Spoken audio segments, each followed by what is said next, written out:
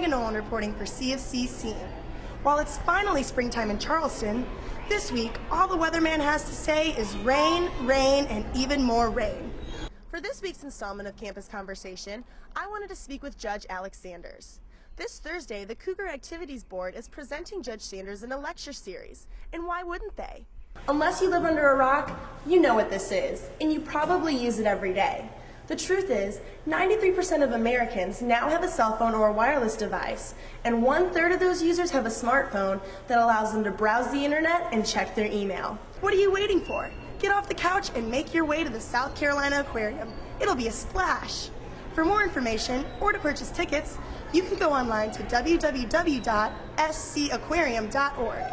If you would like to hear more stories from Judge Alex Sanders, then you should stop by his lecture this Thursday, February 24th at 7 p.m. in the Stern Center Theater, room 206. Well, Cougars, I hope you enjoyed this week's installment of Campus Conversation. Reporting for CTV, I'm Megan Oland. Hi, I'm Megan Nolan reporting for CFC Scene. Do you bring your computer with you to class? I know I do, but just how effective is this tactic to the learning process? With sites like Facebook, Twitter, and even webmail, bringing your computer to class can sometimes be rather distracting. While the College of Charleston has no set policies concerning the use of computers in the classroom, a recent incident at Valdosta State University in Georgia has faculty discussing and rethinking computer restrictions.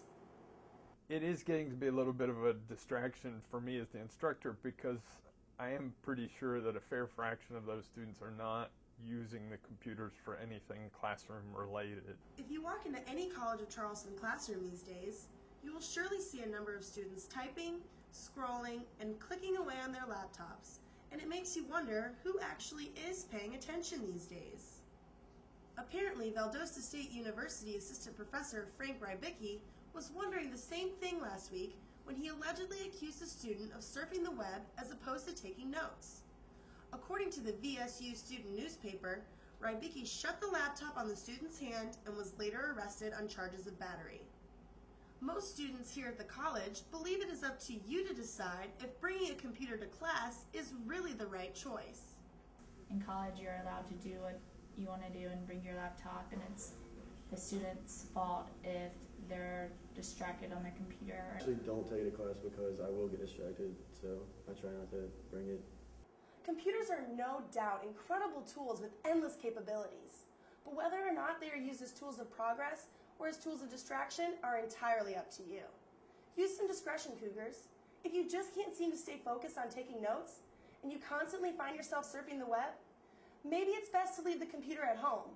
It's really not worth all the legal hassle. For CFC Scene, I'm Megan Oland. Hi, I'm Megan Nolan reporting for CFC Scene. Today I'm at the Farmers Market in Marion Square to show you two of Charleston's budding designers, Elizabeth Curry and Tracy Collier. Let's take a look at their view of Charleston that's unlike any other. Curry and Collier have made it their mission to preserve the memory of Charleston through tattered window panes, dry flowers, bugs, and seashells. But if you ask Collier, it's a lot harder than you think. It takes a lot of cleaning and scraping, and sometimes I paint them, so the actual process of getting a window out of somebody's barn or garage that's been there for 10, 20 years and making it something that's appealing and clean. And then we do the flowers in them and the moss. We do a lot of, we go out and find our own shells and flowers and dry them. So there's a lot. It takes probably 12 hours per window from start to finish. While Charleston Views has only been here at the Farmers Market for 2 years, it has grown nationwide, and according to Curry, the response has been explosive. It's been great.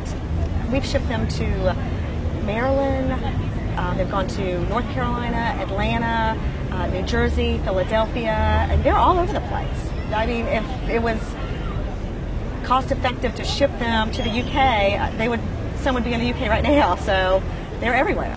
Curry was the mastermind behind the windows, but if it weren't for Collier's experience and motivation, Charleston Views might have never made it to the Farmers Market. I love those windows. I just thought they were such a neat idea.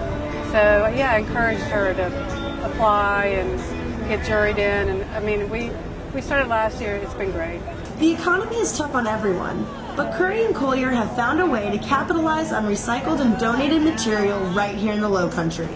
Their motto says it all: Charleston Views, where one man's trash is another woman's treasure. If you want more information on Charleston Views, you can check out their website at www.charlestonviews.net or just come on down to the farmers market on Saturdays from 8 a.m. till 2 p.m. They'd love to see you. Reporting for CFC Scene, I'm Megan Oland. Thank you, Chelsea. The recent CDC survey says that from 2006 to 2008, 27% of young adults ages 15 to 24 have reported not having sexual contact, an increase from 22% in 2002. Many College of Charleston students found this information to be surprising, but still very believable. 19-year-old freshman Lily Durazio says, and this is a direct quote, "It could be the fact that we're getting more information about sex these days. Sex ed is more prominent, and it makes you think," end quote. 19-year-old freshman Sarah Milligan agrees. She says, and this is a direct quote, "I grew up around a lot of promiscuous girls, and I knew I didn't want to be like that. Those girls are nasty," end quote. 18-year-old freshman Maya Iwasaki found this statistic to be surprising because, and this is a direct quote, "Casual sex is much more accepted now, and less people are ashamed by it," end quote. It is still uncertain as to why young adults are doing it less, but if you ask some of the College of Charleston students behind me, you may get some good answers. Reporting live from Marion Square, I'm Megan Oland. Back to you in the news studio. This is the College of Charleston News Update. For CFC Scene, I'm Megan Oland. I'm standing here at Cistern Yard where the College of Charleston is steadily preparing for the undergraduate commencement ceremonies on Saturday, May 7th. Commencement speaker for the ceremonies will be ABC's News Senior Health and Medical Editor, Dr. Richard Besser. From all of us here at CFC Scene, we just wanted to say congratulations, seniors, and good luck. And speaking of seniors, Spanish and anthropology major Sarah Spren has been awarded the Fulbright Graduate Scholarship to support her studies at the Universidad de Ciencias y Artes de Chiapas in southern Mexico. A ceremony will be held tomorrow at 4 p.m. in Randolph Hall to honor Spren as well as other College of Charleston students who have received some of the nation's most prestigious awards. But the awards aren't just for the students. College of Charleston biology professor Gavin Naylor has just received a 5-year, $2.2 million research grant to study the evolution of sharks, stingrays, and chimeras. The National Science Foundation awarded Naylor the grant as a part of a 10-year effort to digitize and mobilize the scientific information associated with biological specimens held in U.S. research collections. Don't have any plans for tonight? Well, the College of Charleston's Visiting Writers Series will host Carolyn Forche in a poetry reading tonight at 7 p.m. in Randolph Hall. And Cougars, if you like what you hear, then you should also stop by Forche's question and answer session tomorrow afternoon in Maybank Hall from 11 p.m. till noon. Now on to sports. Ace Ace Baby, the undefeated College of Charleston's women's tennis team, is set to defend their 2010 SoCon tournament title this morning against Appalachian State in Chattanooga, Tennessee.